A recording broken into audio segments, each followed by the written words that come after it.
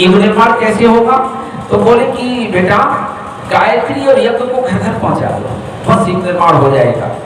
व्यक्ति के अंदर सद्बुद्धि का जागरण होगा, वो सत कार्य करेगा। गायत्री माता, गायत्री का व्यापक अर्थ है सद्ज्ञान और यज्ञ का व्यापक अर्थ है सत्कर्म। और देव संस्कृति के निर्माता, देव संस्कृति के निर्माता, देव संस्कृति के निर्माता, देव संस्कृति के निर्माता, यज्ञ पिता गायत्री माता, यज्ञ पिता गायत्री माता, यज्ञ पिता गायत्री माता। सद्गुरु भगवान की जय। भाइयों बहनों, देव संस्कृति के निर्माता यज्ञ पिता गायत्री माता। देवत्व का निर्माण करने के लिए गायत्री और यज्ञ का सहारा लेना ही पड़ेगा, तो हमारे घर में सुख शांति और समृद्धि आएगी। ये गुरु जी ने आंदोलन के रूप में चलाया, अभी हम लोग इसके लाभ को नहीं समझ पाए। जिस दिन हम इसके लाभ को समझ जाएंगे तो हम यज्ञ में जीवन जीना शुरू कर देंगे। पहले अनादिकाल में हुआ करता था, व्यक्ति यज्ञीय जीवन जीता था, यज्ञ में जीवन जीता था, और ये यज्ञ इतना मनुष्य से संबंध है कि इसके बगैर मनुष्य कुछ है ही नहीं। बताते हैं एक बार धर्म की पत्नी मूर्ति के 2 जुड़वा पुत्र पैदा हुए, ऐसा पुराणों में वर्णन मिलता है। और उसमें एक का नाम था मनुष्य और एक का नाम था भगवान। धर्म की पत्नी मूर्ति से 2 जुड़वा पुत्र पैदा हुए, एक नर और एक नारायण, ऐसे समझ लीजिए, एक नर और एक नारायण। तब देवता सब इकट्ठे हुए और सब देवताओं ने इकट्ठे होकर के बड़े पुत्र से, नारायण से कहा कि ये तुम्हारा छोटा भाई है। कौन? मनुष्य, नर। ये तुम्हारा छोटा भाई है, इसकी हर तरह से हिफाजत करना, अपने छोटे भाई की हर तरह से हिफाजत करना, हर तरह से संरक्षण करना। तो नारायण ने कहा, यज्ञ ने कहा, हाँ हम बिल्कुल हर तरह से अपने भाई की हिफाजत करेंगे, हर तरह से अपने भाई का संरक्षण करेंगे, ये संकल्प लेते हैं। देव शक्तियां चली गई, बहुत दिनों तक मनुष्य और यज्ञ साथ साथ रहे।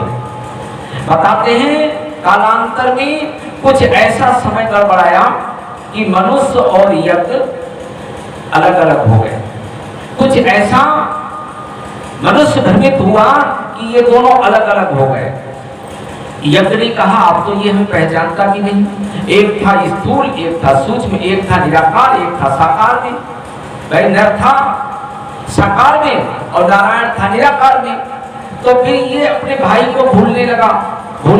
तो यज्ञ भगवान ने कहा कि खैर ये छोटा है, ये तो भूल सकता है, बल्कि हम इसको नहीं भूलेंगे, हम इसके हमेशा रक्षा के लिए तत्पर रहेंगे। तो हमारे संस्कारों में लिख दिया कि जीव जैसे ही संसार में आने का प्लान बनाता है, जैसे गर्भ में मां के आने का प्लान, संतान निर्माण की जैसी तैयारी की जाती, तो हमारे ऋषियों ने कहा उनको भी संकल्प यज्ञ के ही द्वारा दिया जाता है। अब तो ऐसा नहीं होता। पहले तो बताते हैं कि संतान पैदा करने के लिए माता पिता से सलाह ली जाती थी। आज कोई बेटा, अब क्या, अब भगवान आते थे घरों में, आज कोई किसी को नहीं बताता। महाराज दशरथ ने तो पूरे जमाने को बता दिया था बुढ़ापे में, हम बच्चा पैदा करने जा रहे हैं, आओ सब लोग आओ, है? आज कोई भी संतान पैदा करने के लिए माता पिता की सलाह लेता है? नहीं। पहले बताते शादी हो जाती थी सत्य के, जैसे राम की शादी हुई थी तो जो इस धनुआ को तोड़ेगा सीता से नाता जोड़ेगा, और कुछ नहीं, जो इस शर्त में खरा उतर जाएगा उसके साथ शादी कर दी जाएगी। और शादी होने के बाद में बहुएं घर आ जाती थी, बेटे घर आ जाते थे, उनको मिलने का अधिकार नहीं था, पहले नहीं था। संतान सर्जन का कोई अधिकार नहीं था। जब इसकी जरूरत पड़ती थी तब वो माता पिता से प्रस्ताव रखते थे, माता पिता गुरुओं से पूछते थे तो गुरु कहते थे हमारे पास भेज दो, हम जांच परख लेते हैं इनके अंदर उद्धारण की शक्ति हुई है या नहीं। भाई और बहनों, बड़ी कसौटी थी। तब हमारे घर में महापुरुषों का जन्म होता था, देव शक्तियों का जन्म होता था, वीरों का जन्म होता था। ये चीजें विलुप्त हो गई। अब वो बात लोगों के समझ में नहीं आती है। पहले तब हमारे ऋषियों ने बड़ी चालाकी से संस्कारों की रचना की। जीव जब संसार में आता है तो फिर गर्भ संस्कार के लिए, जैसे ही बच्चा गर्भ में आया तो फिर हमारे में लिखा हुआ है उस बहन का गर्भ संस्कार कराया जाए। वो आने वाली आत्मा महान गुणों से युक्त होकर के, देवत्व के गुणों को लेकर के हमारे परिवार में आए, भगवान के रूप में हमारे परिवार में आए, महामानव के रूप में हमारे परिवार में आए, और आने के बाद में माता पिता धन्य हो और हमारा राष्ट्र धन्य होता हुआ चला जाए। इसके लिए सबसे पहले क्या करते हैं? पुंसवन संस्कार। गर्भ संस्कार करने पर यज्ञ किया जाता है। लग गया यज्ञ हमारे पीछे या नहीं? बताओ। अपने भाई की रक्षा के लिए हम हमेशा तैयार रहेंगे। तो जैसे ही यज्ञ किया जाता है उसमें गाय के दूध की खीर को मंत्रित करके गर्भिणी को खिला दिया जाता है। खिला दिया जाता है और उसके बाद में नियम अनुशासन बता दिए जाते हैं। और उसके बाद में जब ये शिशु के रूप में जन्म लेता है, जन्म लेने के 8वें 10वें दिन पंडित जी को फिर बुलाया जाता है। और पंडित जी, अब हमारे बेटे का आज नामकरण संस्कार है, शुद्धिकरण होगा, आज नामकरण संस्कार होना है, तो फिर यज्ञ। उसके बाद में जब बच्चे का अन्नप्राशन होता है तो अन्न कहां से शुद्ध किया जाता है? तो भी यज्ञ। जो भी बनाया पहले यज्ञ को खिलाया, उसके बाद में अन्नप्राशन हुआ। उसके बाद में क्या होता है? विवाह हुआ तो भी यज्ञ। नहीं साहब हम तो अनुष्ठान कर रहे हैं तो भी यज्ञ, उपवास कर रहे हैं तो भी यज्ञ। यज्ञ फिर पीछा नहीं छोड़ेगा और ये तब तक चलता रहता है जब तक व्यक्ति इस संसार को छोड़ करके जब विदा होता है तो शमशान में भी यज्ञ भगवान उसका इंतजार करते हैं। आओ सारी दुनिया तुम्हारा साथ छोड़ दे मगर मैं तो तुम्हें अपने साथ में लेकर के चलूंगा। मैं वचनबद्ध हूँ, मैं वचनबद्ध हूँ। भाई और बहनों, उस यज्ञ को हम लोग अभी समझ नहीं पाए, उसके विज्ञान को भी समझ नहीं पाए, वरना हम उससे 1 मिनट के लिए अलग नहीं हो सकते। हम यज्ञ जीवन जिएंगे। और पूज्य गुरुदेव ने जब ये बात बताई कि गायत्री कामधेनु है, गायत्री से सब कुछ पाया जा सकता है, तो फिर गुरु जी ने गायत्री और यज्ञ पर ही शोध किया और कुछ नहीं। एक शोध किया वैज्ञानिक दृष्टिकोण को रख करके, और उन्होंने कहा कि हम इसी पर शोध करेंगे। और इस पर शोध करने से उन्हें कितना मिला हम सबके सामने है। गुरु जी ने कहा कि बेटा हमें वो सब मिला जो इसमें लिखा हुआ है। आयु प्राणम प्रजाम पशु कीर्तिम द्रविणम ब्रह्मवत्सम।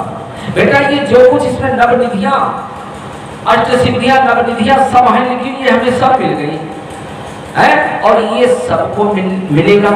देखिए भाई और बहनों, हर बीज वृक्ष बन सकता है। बीज में वृक्ष बनने की संभावना है या नहीं? हर वृक्ष बीज बन सकता है अगर उसको अनुकूलता मिल जाए तो। है संभावना सबके अंदर है। अगर उसको खाद पानी मिट्टी समय से ठीक ढंग से मिल जाए तो वह विराट वृक्ष बन सकता है और असंख्यों को लाभ दे सकता है। गुरु जी ने उस पर शोध किया और एक विराट वृक्ष के रूप में फलित हुए, सारा संसार आज लाभ ले रहा है। ये यज्ञ का ज्ञान विज्ञान है। यज्ञ हमारे जीवन में जब उतरेगा, हमारे घरों में जब आएगा। महाराज दशरथ आधी उम्र चली गई, आधी उम्र चली गई, धन दौलत और वैभव अपार, और एक बार कुछ बताते हैं ऐसा हुआ कि आईना देख रहे थे और एक दिवस अचानक राजा ने दरबार में अपना मुख देखा।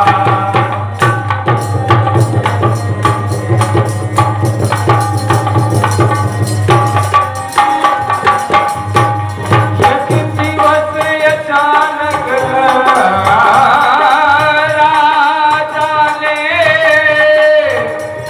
सर पड़े में अपना मुख देखा।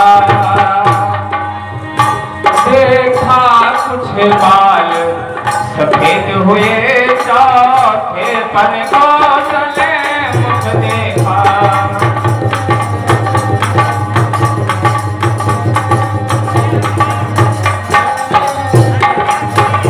देखा कुछ बाल सफेद हुए चौथे पर कौशले मुख देखा।